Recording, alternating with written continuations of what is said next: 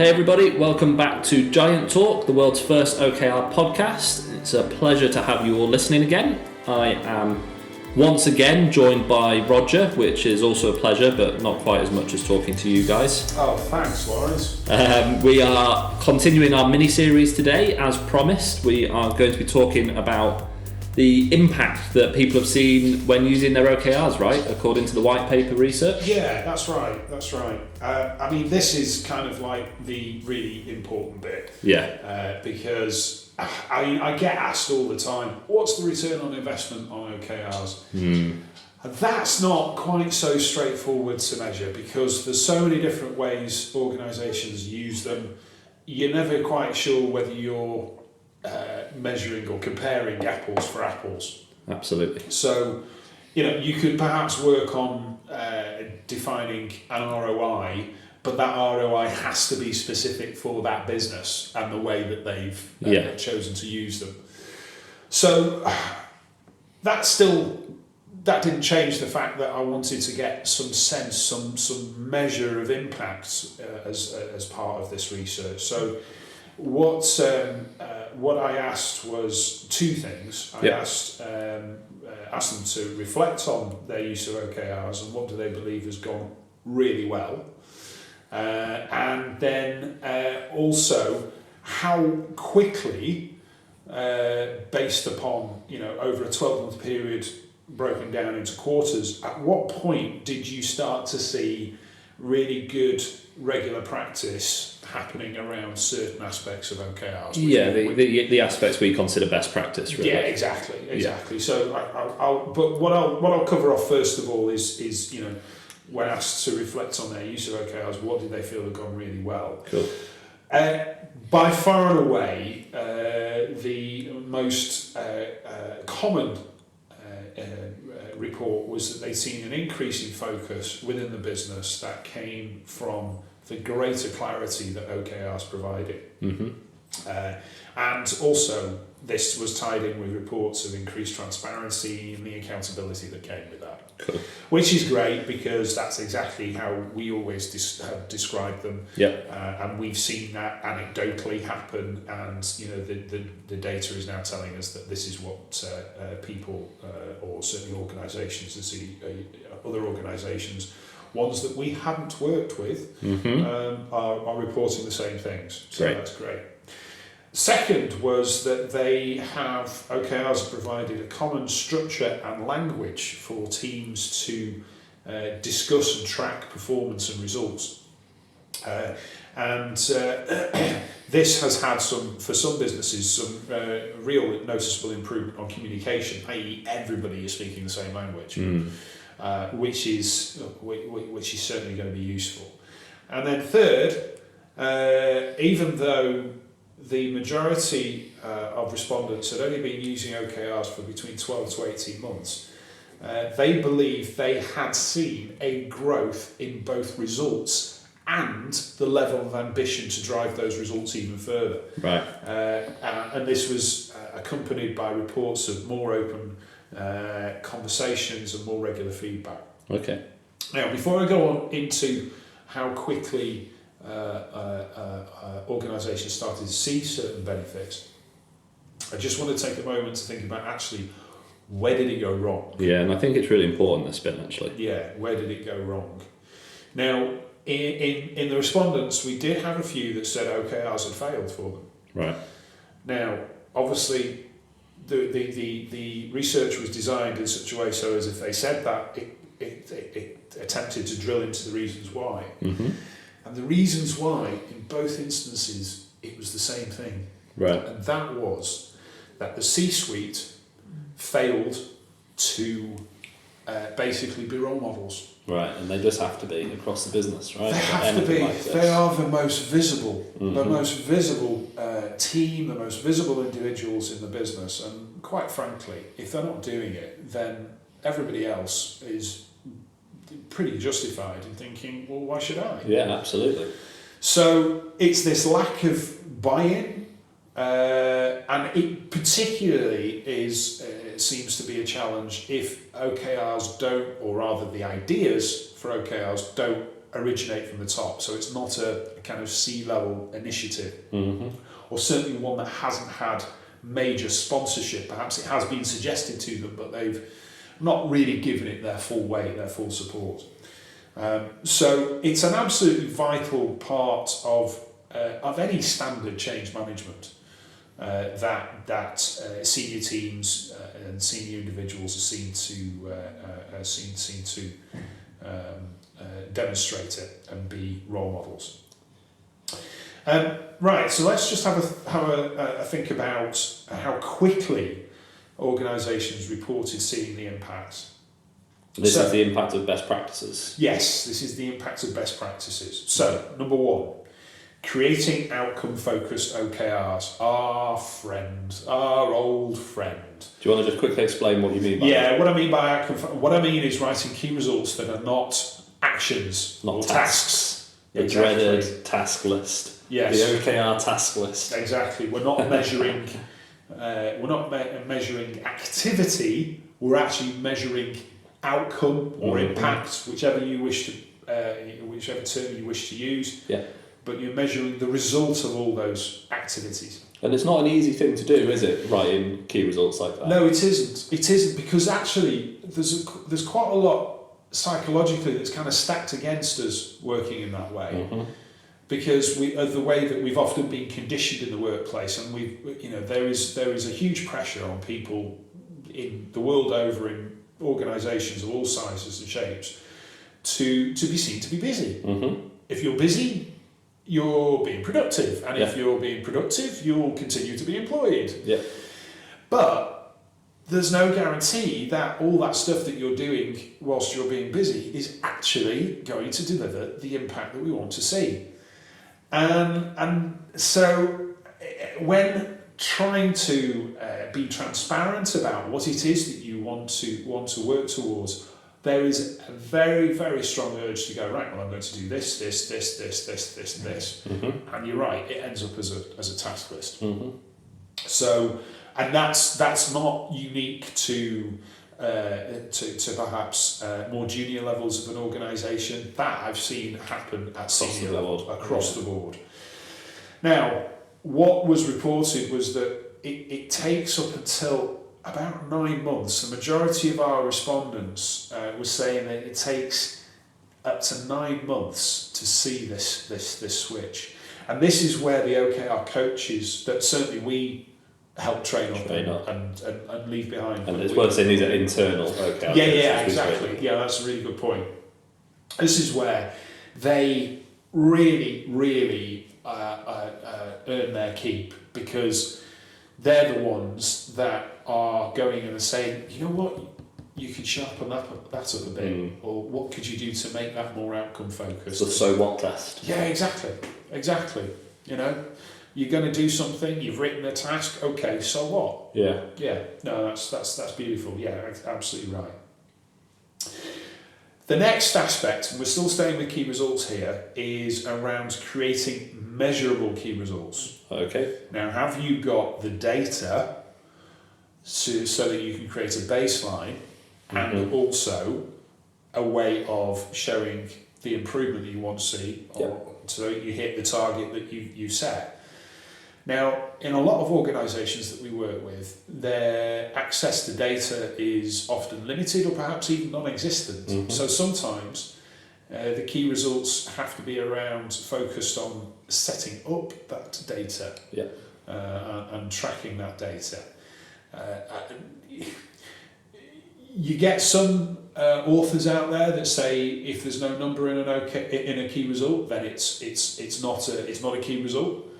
Again, I think we have to be pragmatic here. You're a bit more lenient. Well, I wouldn't say lenient, because... it's the first time I've ever said that about you. Yeah. I wouldn't say lenient, but I do believe that it is possible to have a key result that is perhaps that does not contain a metric, does not contain a number, as long as you have, when you're writing that key result, you have broken down what 20%, 40%, 60%, 80%, 100% looks like on the way to achieving that desired outcome. Mm-hmm. And that desired outcome could actually be to have the data tracking, reporting, measurements and targets in place for the next quarter. Sure.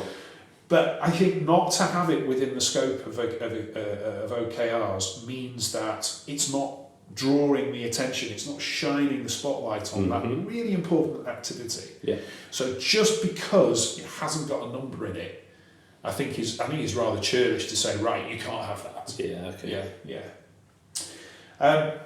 Creating aligned OKRs. Now, this is what obviously takes a lot of time, a lot of discussion, particularly the first few times you're doing it. And what I was pleased to say was that in terms of creating aligned OKRs, the majority, and this was 30%, were reporting that they were seeing aligned OKRs be in place pretty early, actually, from about 3 months onwards, which says to me that they put a lot of, they're putting a lot of effort into that alignment to start off with. I would be very interested in seeing the correlation between the length of time it takes them to create aligned OKRs and how far they're rolling them into the business. Yeah, that's a really good point.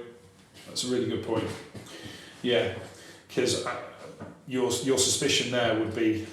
Well, taking it all the way down to individual level, especially if you're doing the big bang approach rather than the phased approach, which we discussed in the last podcast, it's just going to be much harder to get everybody aligned in. Yeah. And there's just that bit more flex for people to go off-piste a little bit, I would say. Yeah, I agree. The next thing was around regularly updating OKR progress, and this is kind of tied into the check-ins, the routines and cadence. Now, obviously, regularly updating doesn't necessarily mean that there is definitely a check-in that's taking place, or certainly a team check-in that's taking place. But in terms of making sure that OKRs are not don't fall into the trap of running just like objectives have done in years gone by, where they're set about and forgotten about. The businesses reported, the respondents, 40% said that within 3 months they were seeing a really, really good habit, a really good regular routine of updates against OKRs on progress. And also the same for confidence, although the scores weren't quite so high, but again, the majority were saying within the first 3 months they were seeing people be regularly checking in on confidence as well, which is... listeners will know that's an equally, for us anyway, an equally important measure of progress. Okay, brilliant. Thanks, Roger. So I guess that's the impact all done and covered then. Anything else you'd like to tell us about from there? Yeah, well, kind of the final bit of the research which follows on from impact is, a big part of OKR should be about looking back and learning from the process. So I kind of wanted to build that into the research. So the final thing that we looked at was basically asking the question, if you were to approach them again, now you're a little wiser and a little bit more experienced, what would be your priorities? Okay. Now, to help them answer this, we gave them 7 possible priorities and asked them to rank them in order. Okay. Just rank the top 3 or all of them? All 7. Okay. So the top one was clarity of vision and strategy. So what was meant by that was obviously being really, really clear around the vision and the strategy that's there to support it, so that the rest of the business fully understand it, and as you well know, OKRs that are set without any clear strategy are kind of just, you don't know if they're pointing in the right direction. You really don't. So they would be prepared to put a significant amount of time into making sure that those are clear. Second, and I was really pleased to see this so high up the list, was around managing the change. Okay. Because I think that is something that is often overlooked with OKRs. It's considered to be a new approach, it's considered to be a new structure, perhaps even method for some businesses. And I think they can get lost in the shininess of something new and forget that it is actually quite a fundamental change that's being made to how you, if you work in the way that we advocate for OKRs and the way that you manage your growth, change and innovation activities. So it's really important to manage the change so that you are anticipating any possible points of resistance, so that you're listening to them and you're working to help people get comfortable or help people overcome them, their concerns. So there's a lot that needs to be done around managing the change that OKRs actually represent, as does any organisational change initiative, really. The third is around alignment of OKRs, and this is, okay, so you've done number one, you've clarified vision and strategy, perhaps you've created your top level OKRs, and then the next level down you then need to start work on helping people to create OKRs that align into your top ones. And again, I'm pleased to see this relatively high up the list, because it's not something that should be rushed. Yes, you will get slicker at it the more times you go through an alignment exercise in preparation for a new quarter. So you will get slicker at it, but it's about this. The alignment conversation is the opportunity for people to really understand and engage with the strategy and feel like they have a rock solid contribution to make to it. And it's very much about getting people motivated for the quarter ahead as well. Fourth is around establishing check-in routines. Personally, I would have loved to have seen this a little bit higher up. Yeah, me too. But when you look at what's in position 1, 2, and 3, I think I'd be pushed to chuck one of those out, to be perfectly honest. Yeah. I often get asked, what's the most important thing that I can do or we can do as an organisation, as a business, to make sure that our OKRs are successful? And I say that it's about the check-in routines. It's about having them frequently. It's about the quality of the conversation. Success doesn't happen by accident. It happens because of hard work that's focused and is repeated. So it forms a habit. Mm-hmm. Success is built on habit. The fifth was systemization. This was about making sure that you're leveraging the data which underpin OKRs. So in particular, the progress and confidence data, tying it together so that it becomes transparent, that the rest of the organisation can tap into that data to help them perhaps with their advanced planning and such like. Mm-hmm. Number 6 was around boosting management skills which support OKRs. So these are the soft skills like perhaps coaching and feedback and facilitation. And then number 7, and I'm kind of quite pleased to see this so low down the list, was integrating them into performance management. We talked about this point earlier on, where we said that only 10% of respondents had actually done that. And it's good to see that in terms of, in relation to the rest of these priorities, it is the lowest on the list. And that's where I think it should stay, because I think, as mentioned earlier, that there is a loose connection which can be formed between OKRs and performance management, but they, I don't believe, should be a primary source of data to help decide someone's pay or promotion or bonus or such like. So, yeah, there we have it. I think that's quite interesting, particularly for businesses that are thinking about giving them a go and thinking, where do we start? where do we put our focus?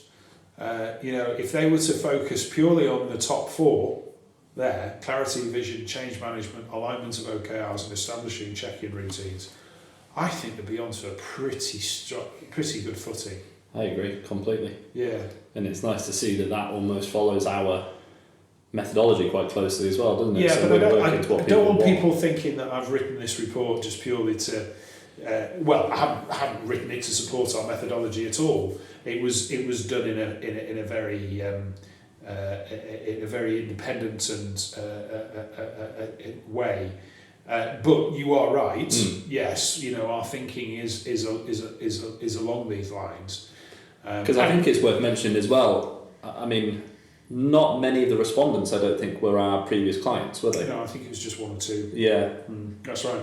Which is nice because we get to see the data from elsewhere. Yeah, and for next year, because this is an annual, this is going to be an annual report. So for the 2020 report, I'm expecting to get a lot more respondents in. I mean, for this year we actually only had 20, but for the 2020 report I want to see over 100. Yeah. And what's interesting is that in the response that we've had from it so far, we've had a lot more people show interest in contributing input to it, so that when we do get to the point of publishing the next one, we'll have a lot more to work with. And I would expect the 2020 report to come out around sort of September, October again next year. Cool. And if anybody's listening and they want to submit, if they're using OKRs and they would like to contribute towards the research, all they have to go to is okrsurvey.com. That's nice and easy. Okay. And what's the criteria? How long do they need to have been using OKRs for? Really good question. We're looking for businesses that or organisations that have been using them for at least 12 months. Okay. So that they've had enough time to learn and reflect on them. Fantastic. Okay, so there we go. Roger, thank you so much for putting the research together, doing the research, writing the paper. We've already had an incredible amount of feedback on it, haven't we? On people finding it useful. So it really is a bit of a groundbreaking thing to have entered the OKR content space, I suppose. And I'm sure everybody's looking forward to next year's. If you've not downloaded your copy yet, you can grab it from therebegiants.com. I think it's on the first slider on the homepage, so you won't have to look too hard to find it. And we just really hope that you've enjoyed this mini series and you found how people are using OKRs and the types of people that are using them really interesting. I know we definitely have. So like I say, that does conclude this mini series. Next week we will be back into our usual running order of things. We've got some fab guests lined up for some more talks all about OKRs and their businesses and what they're doing around goal setting and performance management. So tune in for those, keep listening, and as ever, if you guys have anybody that you want to hear from, that you'd like us to try and get onto the podcast, please do let us know.